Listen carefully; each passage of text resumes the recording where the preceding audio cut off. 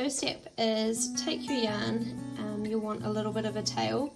Depending on how many stitches are indicated by your pattern to cast on, you'll wrap the yarn around the needle that many times. So for the sake of example, let's do 10. So 1, 2, 3, 4, 5, 6, 7, 8, 9, 10. Now this point here, you're going to take that and pop it over the top of your needle. Take both strands of your yarn and your left hand, lock down the strands with your pinky and ring finger.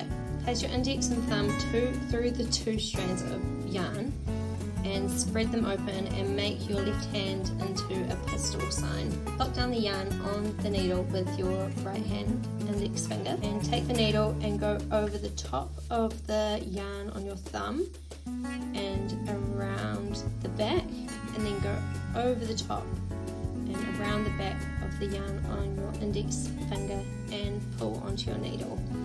Don't pull it too tight, you still want this to be able to slide up and down the needle and the tension to be relaxed.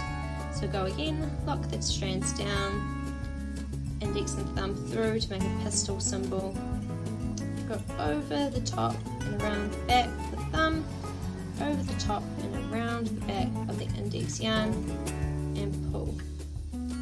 Again, lock the yarn down, thumb and index finger through the yarn, go over the top and around the back of the thumb, over the top and around the back of the index and pull.